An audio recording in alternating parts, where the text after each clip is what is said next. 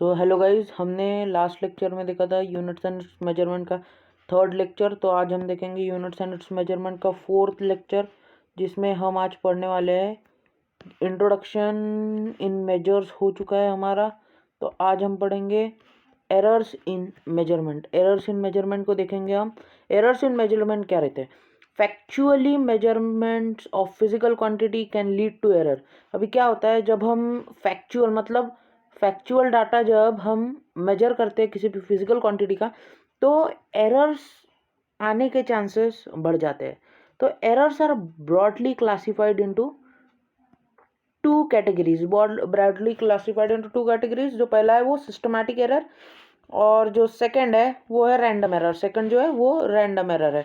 तो अभी हम सिस्टमैटिक एरर की तरफ देखते हैं कि व्हाट इज सिस्टमैटिक एरर।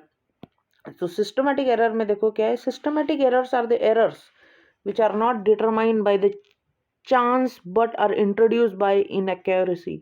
मतलब introduced by inaccuracy. Inaccuracy involves either observation or measurement process. मतलब observation और second जो है वो measurement, और measurement के हिसाब से और measurement processes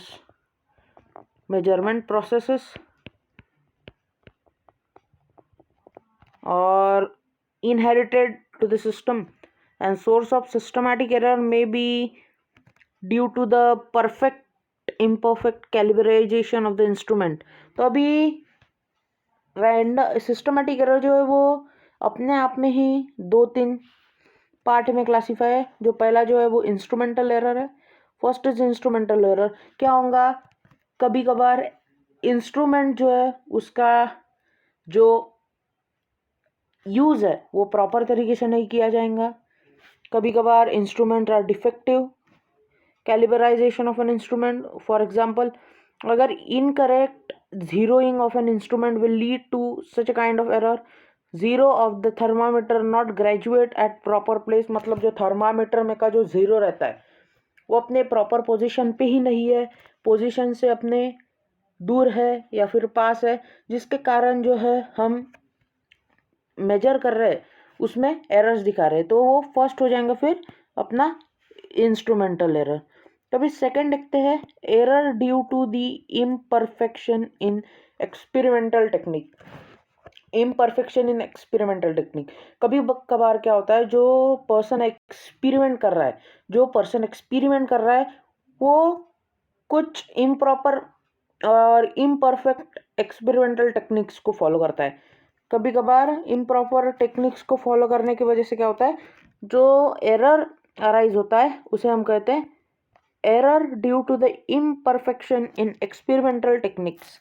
this error is an error due to the defective setting of an instrument. For example, measure of a volume of liquid in a graduated tube will inaccurate if tube is not held vertical. अगर जो tube है वो हमने vertically पकड़ा ही नहीं तो उसका volume हमें कम मिल सकता है, ज़्यादा मिल सकता है। तो इसी के लिए ये सेकंड एरर हो गया। अभी थर्ड देखते हैं, जो कि पर्सनल एरर।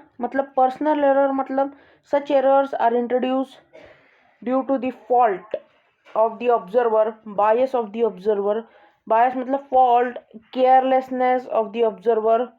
कभी कभार क्या होता है, हम अगर लेंथ मेजर कर रहे हैं with the help of ruler मतलब scale, A point to be point की हम लेंथ मेजर कर रहे हैं और ये जो है वो यहाँ से है, पर कभी कभार क्या होता है, जो मेजर कर रहा है वो अपने रूलर को यहाँ रखता है, यहाँ से फिर बी का मेजर करता है।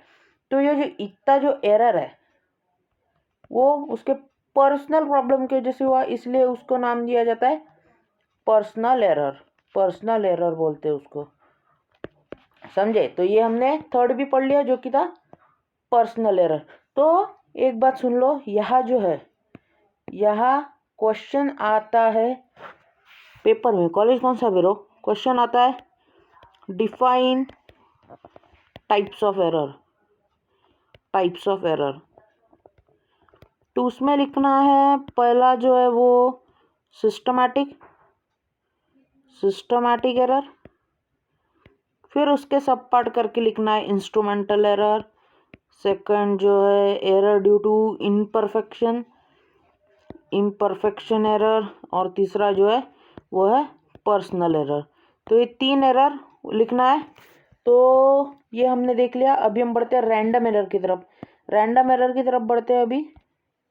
तो रैंडम एरर क्या रहता है? These are the errors which are introduce even after following all the processes to minimize systematic error.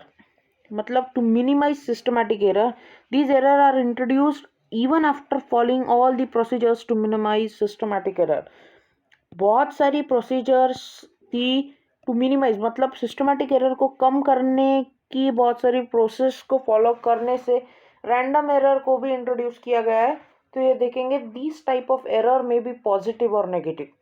एक बात हमें पता चल गई कि जो रैंडम एरर है, रैंडम एरर में बी पॉजिटिव और नेगेटिव, में बी पॉजिटिव और नेगेटिव, समझो, में बी पॉजिटिव और नेगेटिव।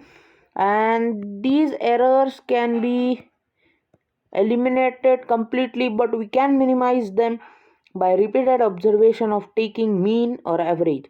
मतलब उसे रैंडम एरर को मिनिमाइज करने का तरीका है कि हमें रिपीटेडली बार बार ऑब्जर्वेशन लेना पड़ेगा, जिसके कारण क्या होगा, जो एरर आ रहा है वो कम कम होते जाएगा। Which experiment is perform, for example temperature में be change during the course of an experiment and pressure of the gas used for the pressure may change। अभी टेम्परेचर चेंज हो सकता है, टेम्परेचर के इससे वॉल्यूम चेंज हो सकता है, वॉल्यूम चेंज होगा तो एरर लिटिल बिट रीडिंग में फ़र्क आएगा, ऑब्जर्वेशन में फ़र्क आएगा, मतलब एरर हो जाएगा।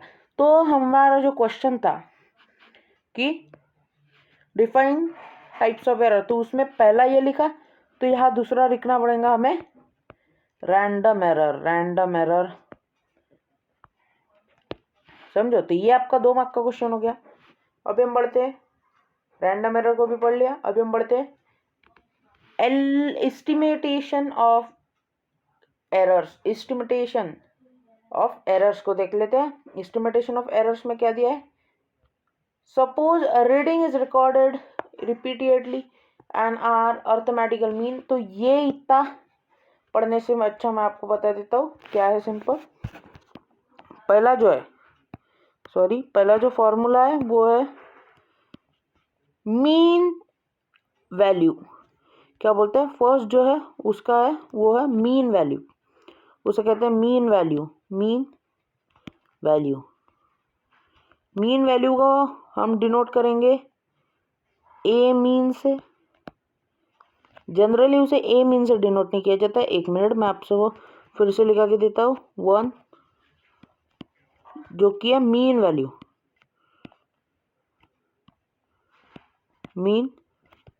वैल्यू डिनोटेड बाय एम मतलब मीन। तो यहाँ क्या होगा? A1 plus A2 plus A3 plus up to A⁻n plus AN divided by n। ये हो गया अपना मीन वैल्यू की का फॉर्मूला हो गया। मीन वैल्यू को ही हम कहते हैं मोस्ट प्रोबेबल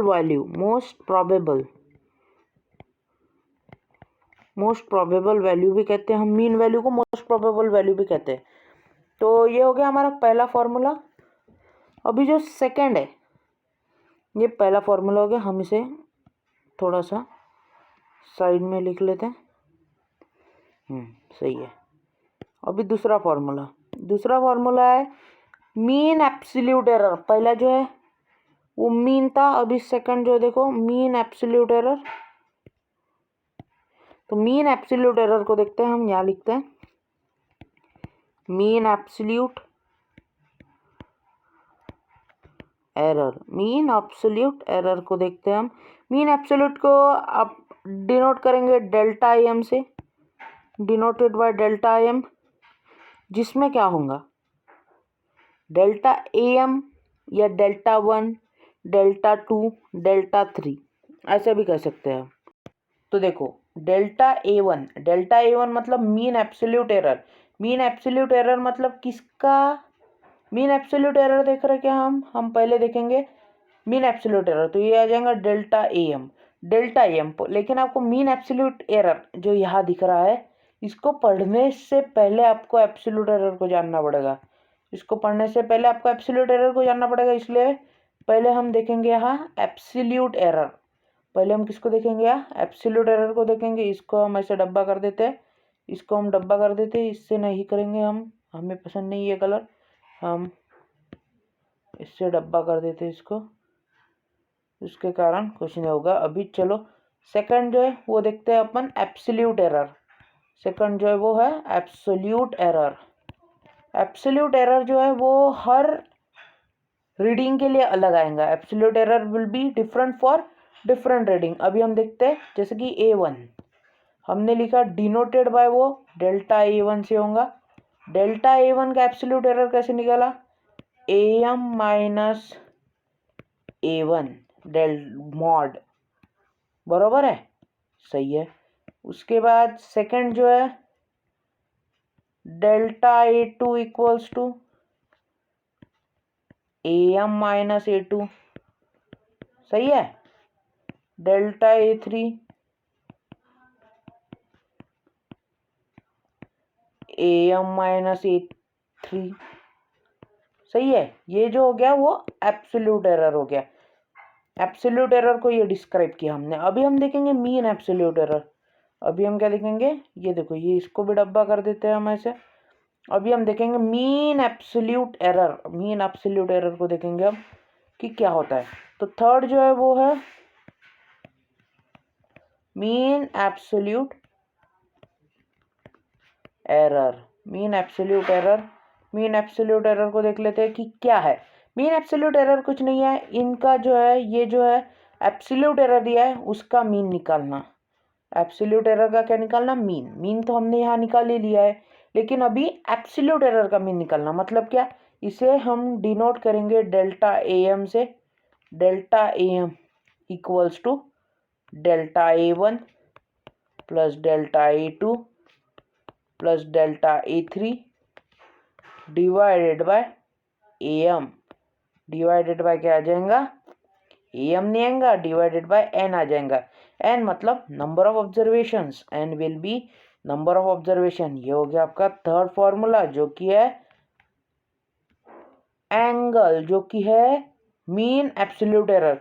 तो हमने किस किस का फॉर्मूला देखो AM का देखा, सेकंड देखा हमने एब्सोल्यूट एरर का, मतलब delta A1 delta A2। Third जो है देखा हमने मीन एब्सोल्यूट एरर, मतलब डेल्टा AM को देखा हमने। तो ये तीन फॉर्मूले हमने देख लिए। अभी चौथा जो है वो है परसेंटेज एरर। तो परसेंटेज एरर मतलब क्या होता है मैं आपको बता देता हूँ। उससे पहले आपको रिलेटिव एरर पर जानना पड़ेगा। आपको स्क्रीनशॉट लेना होगा तो अभी ले सकते हैं। हाँ, तो अभी हम देखते हैं हमारा जो फोर्थ है, जो कि है रिलेटिव एरर। रिलेटिव एरर का मतलब क्या होता है, रिलेटिव एरर यहाँ मैं लिखता हूँ, relative error. Relative error, relative error का मतलब होता है डेल्टा AM। मतलब मैं यहाँ लिखूंगा relative error equals to delta AM, मतलब डेल्टा AM अपॉन AM, इसे कहते हैं रिलेटिव एरर। ये आपको समझेगा नहीं, मैं अभी बता देता हूँ। इसे कहते हैं हम mean absolute error. Mean absolute error upon mean value, upon mean value, इसे कहते हैं आप रिलेटिव एरर। समझा, mean delta AM upon AM मतलब mean absolute error upon mean value. तो ये हो गया। अभी जो परसेंटेज एरर है, परसेंटेज एरर को देखते हैं हम। परसेंटेज एरर क्या है, जो फिफ्थ है वो है percentage error. Percentage error, percentage error को लिखने का काफ़ी सही तरीका है, मैं आपको बताऊंगा, वो फॉलो कर सकते हैं। मैं तो अब दूसरा तरीका भी बताऊंगा, वो भी फॉलो कर सकते हैं। जो पहला तरीका है वो है परसेंटेज एरर को कैलकुलेट करना। Percentage error equals to delta AM upon AM into 100, मतलब delta AM upon AM into 100। अभी देखो, जब भी हम परसेंटेज निकालते हैं हमारे पास एक कॉमन चीज़ रहता है इनटू 100, सही है।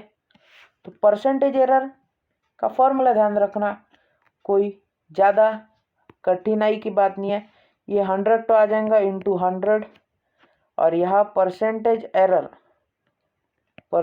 एरर इक्वल्स टू हम लिख सकते ना रिलेटिव एरर इनटू 100, लिख सकते हैं percentage error equals to relative error into 100।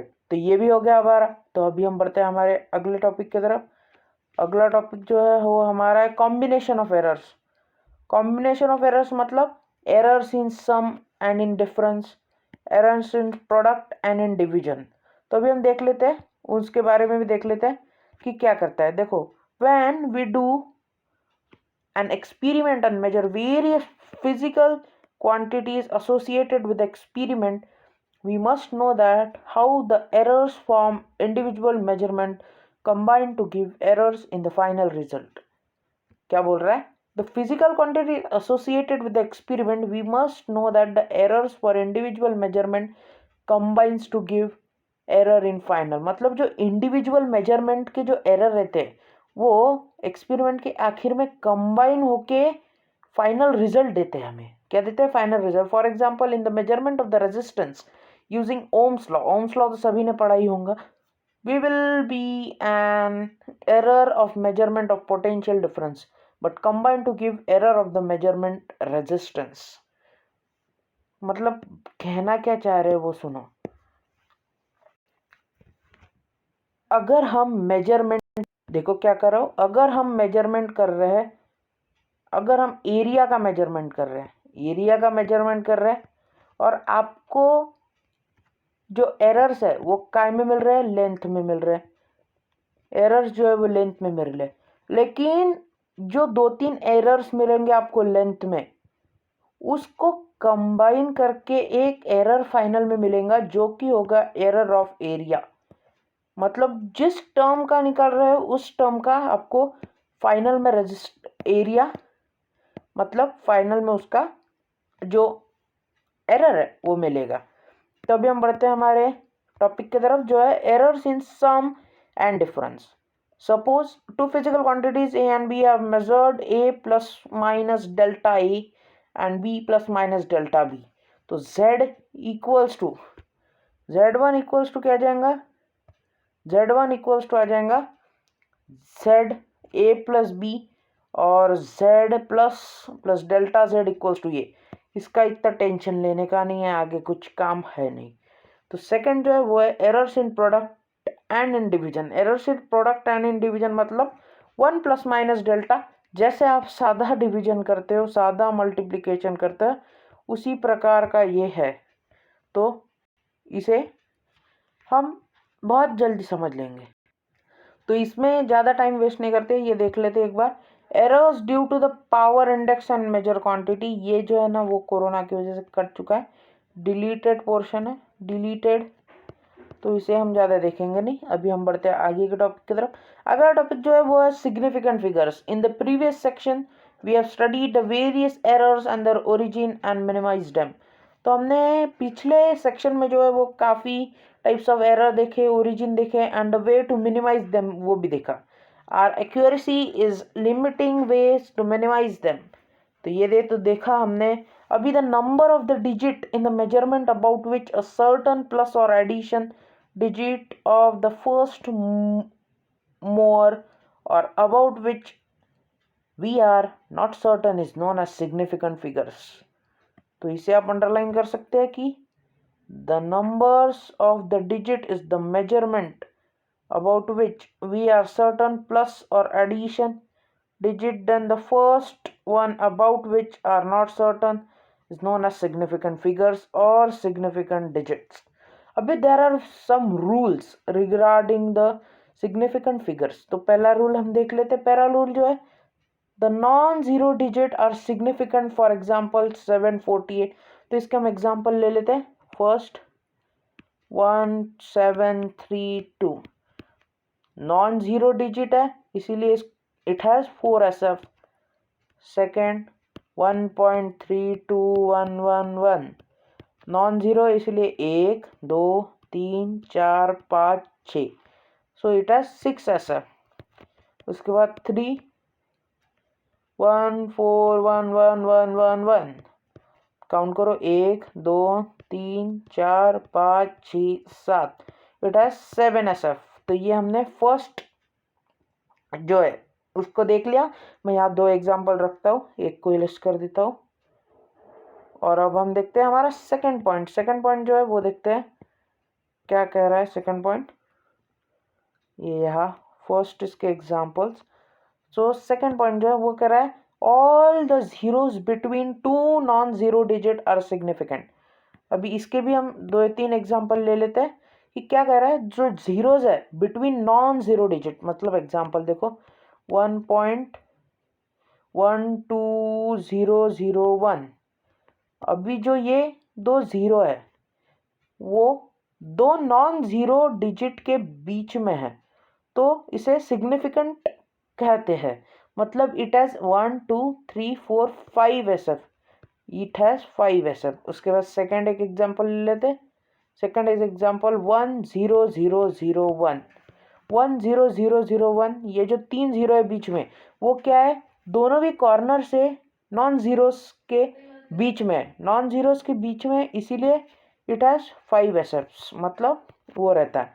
तो ये भी 2 एग्जांपल है, मैं 2 एग्जांपल रख देता हूँ। तो ये जो है ये सेकंड टॉपिक हो गया। अभी थर्ड टॉपिक, थर्ड जो हमारा रूल है वो देखते हैं।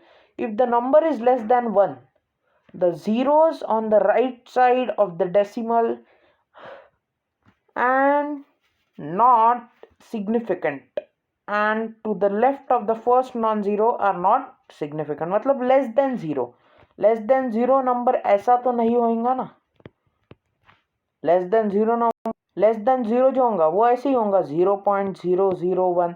तो ये जो सामने के 3 है वो सिग्निफिकेंट नहीं रहेंगे, जो ये 1 है दैट विल बी सिग्निफिकेंट, जो ये 1 है वो जो है वो सिग्निफिकेंट रहेगा, दिस विल बी सिग्निफिकेंट। तो ये तो थर्ड टॉपिक, हम इसके भी एग्जांपल्स 2-3 ले लेते हैं फॉर योर बेटर अंडरस्टैंडिंग। सो पहला एग्जांपल लेते हैं हम यहाँ 0.004, it has 1 SF। सेकेंड 0.1007। तो ये देखो इसमें आपके 2 कंसेप्ट क्लियर हो जाएंगे। जो बीच के जीरो है between two non zero digit are significant, और जो सामने क्या है वो सिग्निफिकेंट नहीं, सो इट हैज 4 SF। तो ये भी देख लिया हमने, थर्ड रूल को भी अच्छे तरीके से एग्जाम्पल्स के द्वारा समझ लिया है। अभी फोर्थ जो है, फोर्थ को देखते हैं। फोर्थ क्या कह रहा है, fourth the zeros on the right side of the last non zero number are significant, but for this the number must be written in decimal point 1.500 has 4 SF। तो देख लो क्या कहना है उनका। अभी जो देखा हमने कि सामने जो जीरो लगे वो नॉन सिग्निफिकेंट। अब यहाँ देखो क्या हो गया 150.100। अभी देखो सामने जो जीरो लगे थे उसे हमने सिग्निफिकेंट नहीं माना, लेकिन जो बाद में जीरो लगेंगे उसे हमें सिग्निफिकेंट मानना है। मतलब it has 6 SF, it has 6 SF। उसके बाद एक और एग्जांपल 127.01000, इट हैज, देखो इसमें आपके और तो कंसेप्ट क्लियर हो जाएंगे। जो बीच का जीरो है वो हमेशा सिग्निफिकेंट रहेगा, और जो लास्ट के जीरो है वो भी हमेशा सिग्निफिकेंट रहेगी। Therefore it has 1 2 3 4 5 6 7 SF, therefore it has 7 SF। तो ये हो गया हमारा फोर्थ। अभी जो है ना ये रूल्स हमने देख लिए। अभी एक मेन टॉपिक है सबसे important, order of magnitude. Order of magnitude क्या रहता है, मैं आपको इसके रूल बड़े आसान तरीके से लिख के देता हूँ। आप टेक्स्ट बुक में ना पढ़े, टेक्स्ट बुक में थोड़ा डिफिकल्ट लेवल पे दिया गया है। मैं आपको रूल्स 1 मिनट में समझा देता हूँ ऑर्डर ऑफ मैग्नीट्यूड के। सो ऑर्डर ऑफ मैग्नीट्यूड एक मिनट, ऑर्डर ऑफ मैग्नीट्यूड को देख लेते हैं हम। Order of magnitude, order of magnitude, तो देखो क्या होगा, जब वैल्यू 0.5 से बड़ी होगी और 5 से छोटी होगी, 5 से छोटी होगी, तो क्या होगा, तो जो आपका वैल्यू है, तो जो 10⁻⁴ में जो क्या आएगा 8, समझ लो हम 8 नहीं लिखे गया, हम n लिखे गया, 8⁻n, 8⁻n, तो n और 10⁻n ये दोनों भी जो है वो ऑर्डर ऑफ मैग्नीट्यूड हो जाएंगे। क्या हो जाएंगे? Order of magnitude. एक बार मैं आपको एग्जांपल के द्वारा समझा देता हूँ। देखो, first, what is the order of magnitude of 8 point नहीं लूंगा अभी, पहला एग्जांपल थोड़ा गरीब वाला लेता हूँ। What is the order of magnitude of 0.8 into 10⁻⁻24। इसका ऑर्डर ऑफ मैग्नीट्यूड देखो, सबसे पहले क्या देखना, 0.8। 0.8 एक ऐसा नंबर है 0.5 से बड़ा है और 5 से कम है, देयरफॉर इसका ऑर्डर ऑफ मैग्नीट्यूड सीधे सीधे आ जाएगा -24 और 10⁻⁻24। समझ में आ गया? ये हो गया इसका ऑर्डर ऑफ मैग्नीट्यूड। और एक एग्जांपल लेते हैं, इसे कैंसिल कर दे, इसे थोड़ा इरेज कर देते हैं जगह कम होने के कारण। तो यहाँ हम लिखेंगे 10⁻24, क्या लिखेंगे, -24 और 10⁻⁻24। पहला हो गया। सेकंड एग्जांपल देखते हैं, 8 पॉइंट, उसी एग्जांपल को थोड़ा सा डिफरेंट तरीके से लिखूंगा, -20। तो इसमें देखो, सबसे पहले क्या देखना, रूल क्या कहता है कि 0.5 से बड़ा और 5 से कम। यहाँ 8 पॉइंट जो है कि है 5 से बड़ा है, तो ये रूल में बैठ नहीं सकता, तो इसे हमें 0.5 से बड़ा और 5 से कम करना होगा। तो इसे हम कैसे करेंगे, हम इसे डेसिमल शिफ्ट करेंगे, 0.8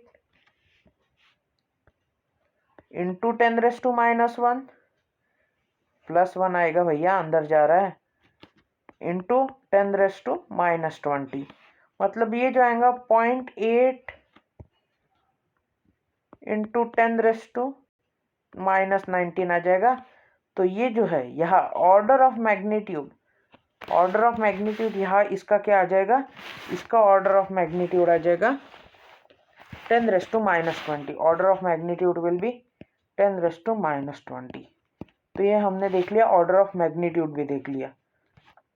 तो अभी हम बढ़ते हैं हमारे नेक्स्ट इसके तरफ। अभी ये चैप्टर जो है वो खत्म हो चुका है, तो हमने काफ़ी बेहतरीन तरीके से ये चैप्टर को देखा, हर एक कंसेप्ट को काफ़ी बेहतरीन तरीके से पढ़ा।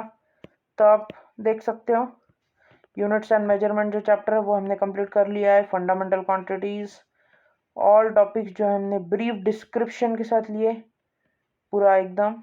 सो थैंक यू गाइस, हमने आज केमिस्ट्री का फिजिक्स का फर्स्ट चैप्टर ख़त्म कर लिया।